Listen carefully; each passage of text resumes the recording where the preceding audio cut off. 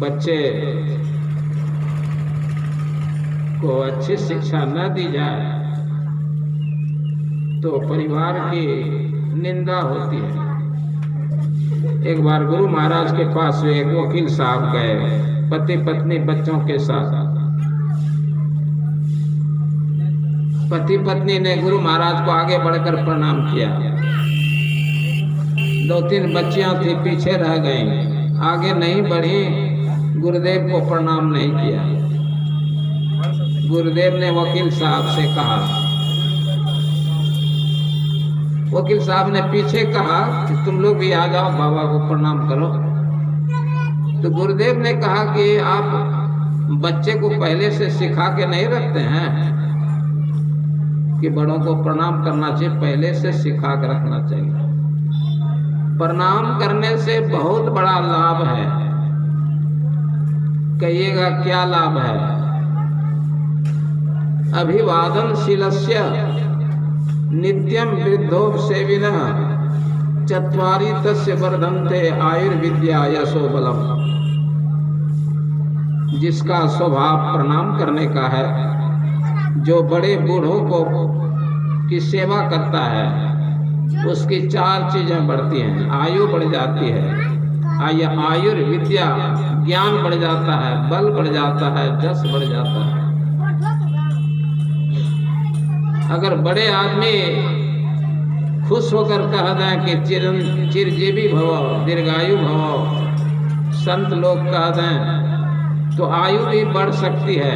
वैसे आयु सबकी निश्चित है, लेकिन संत लोग कह दें तो आयु और बढ़ सकती है। बड़े लोगों के साथ रहने से ज्ञान मिलता है। बड़े लोग ज्ञान सिखाते हैं, बुरी बात नहीं सिखाते हैं। बल बढ़ जाता है, बड़ों की सेवा करने से शारीरिक बल बढ़ता है, आत्मबल बढ़ता है, मनोबल बढ़ता है, जस बढ़ जाता है।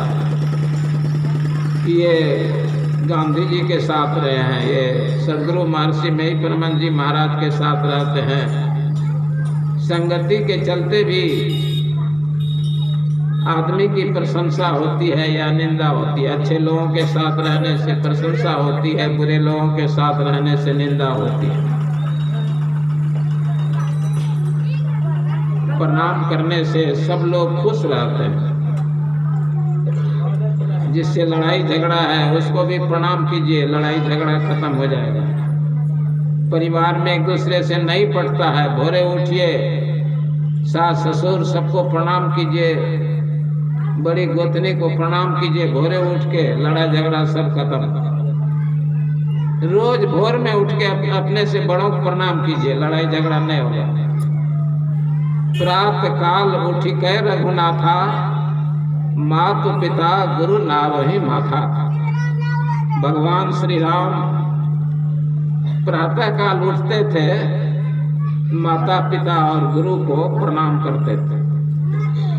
यह शिक्षा बच्चों को दी जानी चाहिए। पिताजी कहें कि माँ को प्रणाम करो, माँ कहें कि पिताजी को प्रणाम करो। कहीं जाएं तो माता पिता को प्रणाम करके जाएं, कहीं से आए तो माता पिता को प्रणाम करें।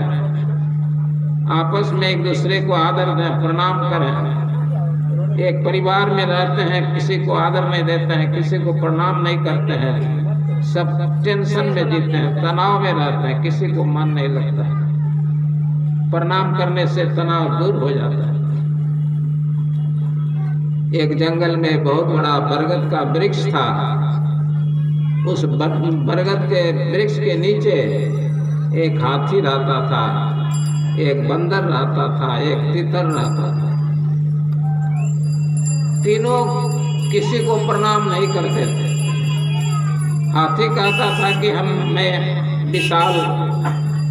विशाल जानवर हूँ, मुझसे विशाल जानवर जंगल में कोई नहीं, शरीर में बल भी है, मैं सिंह बाघ को भी सूंड से लपेट कर पटक कर मार सकता हूँ। हाथी को घमंड था। बंदर को भी घमंड था कि मनुष्य के बाद मुझे ही ज्ञान है, मैं धरती पर भी चलता हूँ, वृक्ष पर भी उछलता कूदता हूँ, मुझे बड़ा ज्ञान है, मैं हाथी को क्यों प्रणाम करूं। और तीतर कहता था कि मैं जमीन पर भी चल सकता हूं, आकाश में भी उड़ सकता हूं, क्या मैं कम हूं बंदर से, हाथी से? बंदर उड़ सकता है आकाश में, हाथी उड़ सकता है आकाश में। तीनों घमंड में थे, तीनों एक दूसरे को प्रणाम नहीं करते थे, विपत्ति में एक दूसरे से कोई सुझाव नहीं लेते थे, लेकिन तनाव में रहते थे। एक जगह रहना, प्रणाम नहीं करना, सुझाव नहीं लेना, हृदय की अच्छी बातें नहीं सुनाना, टेंशन नहीं होगा, तनाव नहीं होगा। तनाव नहीं सहा गया तो तीनों ने एक दिन विचार किया कि हम लोगों में जो सबसे बड़ा हो उसको दो प्रणाम करें, बड़े को, हम लोगों में बड़े को छोटा प्रणाम करें। तो पता कैसे लगता कि तीनों में कौन बड़ा है कौन छोटा है? तो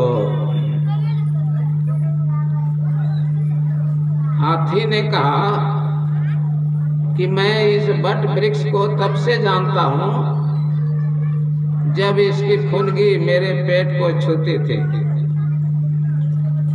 बंदर ने कहा कि यह गाछ इतना छोटा था कि बैठे बैठे इसकी पत्तियों को खाता था।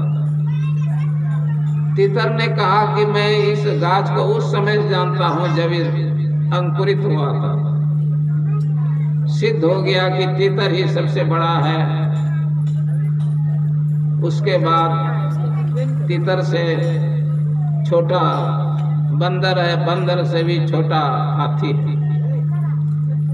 अब हाथी बंदर को, बंदर तीतर को प्रणाम करने लगे, बड़े खुशहाल रहने लगे, आनंदित रहने लगे। जहाँ प्रेम है वहाँ स्वर्ग है, जहाँ प्रेम नहीं है वहाँ नरक है।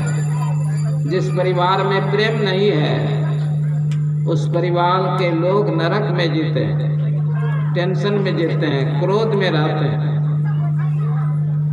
तो हम लोग नरक में न रहें, स्वर्ग में रहें, मिलजुल के रहें, अच्छा जीवन बिताएं तो ज्यादा अच्छा हो। एक ब्राह्मण थे मृकंडू नाम के, उन्होंने विवाह किया था, पत्नी थी लेकिन बाल बच्चा नहीं हो रहा था। उम्र बीतती जा रही थी, 40-45 वर्ष उम्र हो गई, संतान नहीं हो रही है। प्रतीक्षा में थे अब होगा संतान, अब होगी अब होगी। निराश हो गए तो जंगल चले गए दोनों पति पत्नी। जंगल में घोर तपस्या करना शुरू किया। घोर तपस्या करने पर भगवान शिव और पार्वती मैया प्रकट हो गई। दोनों ने प्रणाम किया, मृकंडू और उसकी पत्नी ने। भगवान शिव ने कहा कि तुम दोनों किस लिए तपस्या कर रहे हो? कहा कि भगवान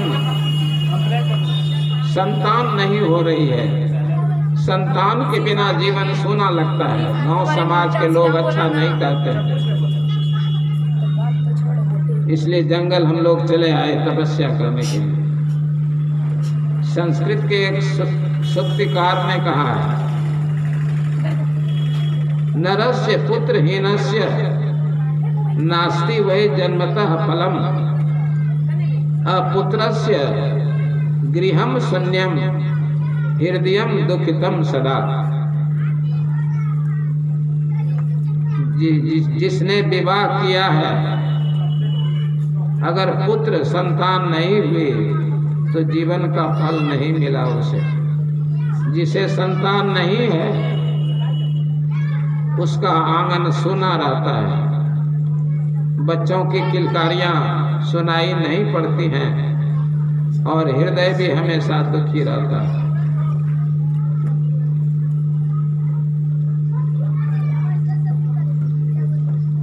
तुलसी बाबू के साथ ऐसी बात नहीं है। विवाह किया, बाल बच्चे हुए, सब तरह से संपन्न है। तो शिव जी ने कहा मृकंडू से मैं तुम्हें 100 पुत्र दूंगा, लेकिन सबके सब नालायक होंगे, मूर्ख होंगे। ऐसे 100 पुत्र चाहोगे? तो दोनों चुप रह गए, सोचने लगे कि यदि एक भी नालायक पुत्र घर में होता है, माँ बाप को तंग कर देता है, मारता है, पीटता है, घर से बाहर निकाल देता है, सड़क पर भीख मांगने के लिए बाध्य कर देता है, 100 नालायक और मूर्ख पुत्र मिल जाएंगे तो नरक से भी बढ़कर दुख होगा। सोचकर कहा, नहीं भगवान, 100 नालायक मूर्ख पुत्र नहीं चाहिए। तो शिव जी ने कहा, तब एक ही पुत्र दूंगा, लेकिन उसकी आयु कम होगी।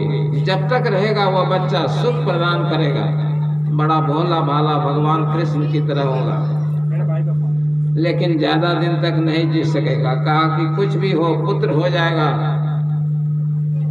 हम लोग माता पिता बन जाएंगे, कोई गाली गलौज नहीं देगा, ऐसा ही पुत्र चाहिए। कहा जाओ, हो जाएगा। दोनों घर लौट आए। कुछ दिन के बाद एक पुत्र पैदा हुआ, बहुत भोला भाला, कोई भी देखता था गोद में ले लेता था। बच्चा सबका प्यारा होता है, अपना हो पराया हो। कोई बच्चे को लोग कुत्ते बिल्ली के बच्चे को भी खिलाते हैं। वह मीरकंडू का पुत्र बहुत भोला था, धीरे धीरे बढ़ने लगा। थोड़ा बड़ा हुआ। एक दिन एक महात्मा जी गुजर रहे थे, गांव से उस लड़के को सड़क पर खेलते हुए देखा।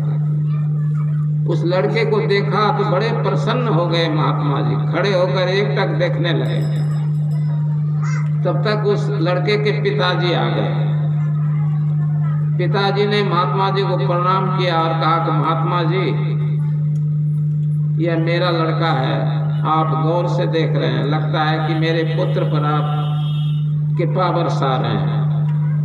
महात्मा जी ने कहा कि आपका पुत्र बहुत अच्छा है, मनमोहक है, दूसरे के हृदय को जीत लेता है, लेकिन इसके साथ एक दुर्भाग्य जुड़ा हुआ है। कहा भगवान बताइए क्या दुर्भाग्य जुड़ा हुआ है?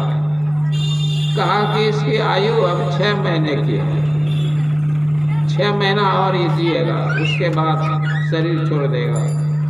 तो कहा कि भगवान आप बताइए इसकी आयु कैसे बढ़ेगी? आप लोग महात्मा हैं, सब कुछ जानते हैं। महात्मा जी ने कहा इसको प्रणाम करने की आदत लगा दीजिए। अपने से बड़ों को देखे दौड़ता हुआ जाए, हंसता हुआ जाए, प्रणाम करे। साधु महात्मा को देखे दंडवत प्रणाम करे। सेवा की भावना इसमें जगा दीजिए, इसकी आयु बढ़ जाएगी। कहा ठीक है भगवान, इसे मैं प्रणाम करने की आदत लगा दूंगा, सेवा की भावना जागृत करूंगा। महात्मा जी चले गए। मीरकंडू ने अपने पुत्र को समझाया, बेटा अपने से बड़ा मिले उसको प्रणाम किया करो, साधु महात्मा को प्रणाम किया करो, बड़े लोग आशीर्वाद देंगे, शुभकामना करेंगे, तुम्हारा जीवन धन्य हो जाएगा। लड़का होनहार था, सबको प्रणाम करने लगा। 4 तरह के वृद्ध लोग होते हैं, बड़े लोग 4 तरह के होते हैं। कोई हमसे उम्र में बड़ा है तो वह वयोवृद्ध कहलाता है। कोई विद्या में हमसे बड़ा है तो वह ज्ञान वृद्ध है। कोई संबंध में बड़ा है, कोई मामा है, नाना है, चाचा है, दादा है। संबंध में जो बड़े हैं वे संबंध वृद्ध हैं। और एक है पद वृद्ध। किसी कार्यालय, सरकारी कार्यालय में या व्यक्तिगत कार्यालय में काम करते हैं, कोई हमारे ऊपर अधिकारी हैं, अफसर हैं, हमसे ऊंचे पद पर हैं, तो वे पद वृद्ध हैं। तो 4 तरह के वृद्ध लोग हैं। चारों वृद्धों को प्रणाम करना चाहिए, सेवा करनी चाहिए। किसी ऑफिस में है, हाकिम की बात नहीं मानेंगे, हाकिम को प्रणाम नहीं करेंगे तो हमारा गुजारा होगा? नहीं होगा। तो मृकंडु का पुत्र मार्कंडे कहलाया, सबको प्रणाम करने लगा। एक बार 7 ऋषि गांव होकर गुजर रहे थे। मार्कंडे ने देखा कि साधु महात्मा जा रहे हैं, हाथ में चिमटा है, पाँव में खड़ाऊं है, लंबी लंबी जटाएं, लंबी मूछ दाढ़ी। दौड़े, मार्कंडे दौड़ा, बारी बारी से सब महात्मा को प्रणाम किया। सबने कहा दीर्घायु हुआ, दीर्घायु हुआ, दीर्घायु हुआ, दीर्घायु हुआ। प्रणाम करने से, सेवा करने से सब लोग खुश हो जाते हैं। अंतिम ऋषि को प्रणाम किया, उन्होंने भी दीर्घायु भव कह दिया। लेकिन ध्यान लगाकर देखा तो देखा अब तो कम ही 6 महीने बाकी है इसकी आयु। सब ऋषियों से कहा ठहरिए, आप लोगों ने अनजान में दीर्घायु होने का आशीर्वाद दे दिया, लेकिन इसकी आयु अब सिर्फ 6 महीने की है। 6 महीने के बाद जीवित नहीं रहेगा। तो अंतिम ऋषि ने मार्कंडे को कहा तुम्हारे पिताजी कहाँ हैं? कहा कि बगल में घर है, वहीं है। तो बुलाओ पिता को। पिता को बुला के लाया। पिता ने भी सब ऋषियों को प्रणाम किया। सब ऋषियों ने कहा कि आपका पुत्र बड़ा होनहार है, प्रणाम करने की आदत है, लेकिन आयु अब 6 महीने की है। इसको दीजिए, हम लोगों के साथ लगा दीजिए, ब्रह्मा जी के पास ले जाएंगे, उनसे इसकी आयु बढ़वा देंगे। अंधा क्या चाहे, दोनों आंखें। कहा कि भगवान ले जाइए, मैं तो यही चाहता हूँ।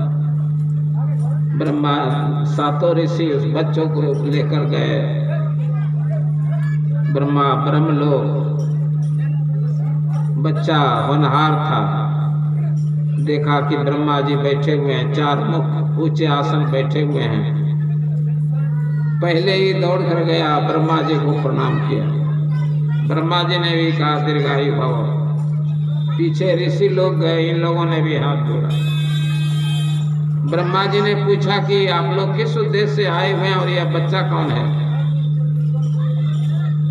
कहा कि पिता माँ, जिस काम से आया हुआ था वह काम तो पूरा हो गया। इसकी आयु बढ़ाने के लिए आए हुए थे, आपने दीर्घायु भव का आशीर्वाद दे दिया, अब तो इसकी आयु बढ़ गई।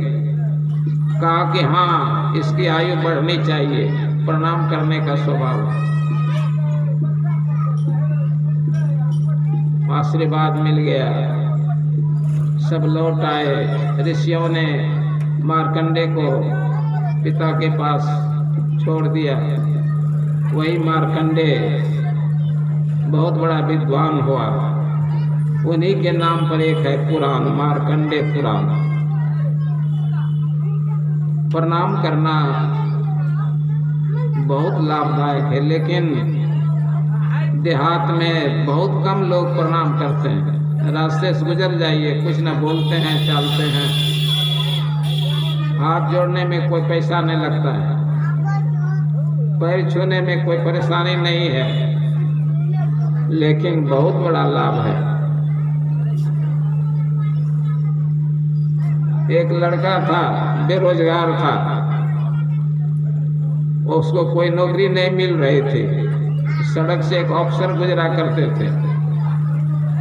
लड़के के पिता ने सिखा दिया कि ये अफसर हैं, गुजरे तो प्रणाम क्या करो। लड़का रोज प्रणाम करता था अफसर। एक बार बरसात के समय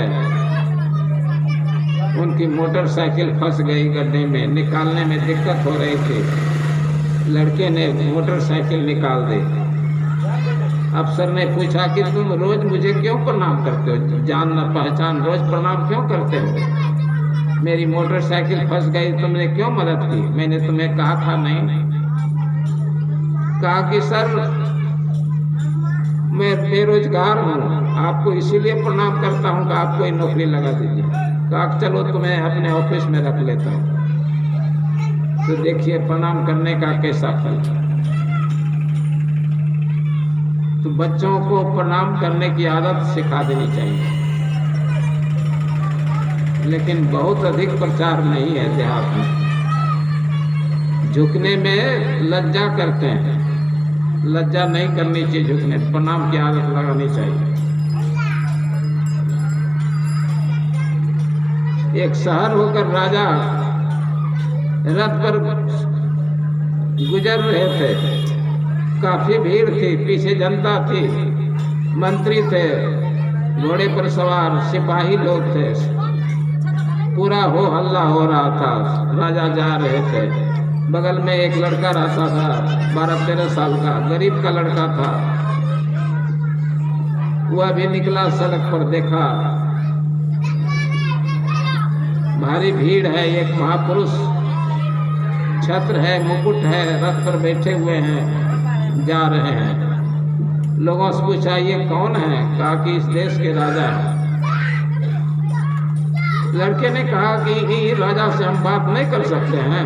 अरे बड़े बड़े लोग तो इनके पास पहुंच नहीं पाते हैं, तुम गरीब के बच्चे इनके पास कैसे पहुंचोगे? बेचारा उदास हो गया, लेकिन था संस्कारी। एक दिन बाजार गया घूमने के लिए, एक महात्मा को देखा, एक तरबूज खरीदा और महात्मा के चरणों पर रख दिया। महात्मा बड़े खुश हुए कि तुम कौन हो, तरबूज क्यों चढ़ाया? कहा कि महाराज मैं एक राजा, इस देश के राजा से बात करना चाहता हूँ। कैसे बात होगी? कहा कि बहुत आसान तरीका है राजा से मिलना। चल कैसे बता दीजिए, बड़ी कृपा होगी।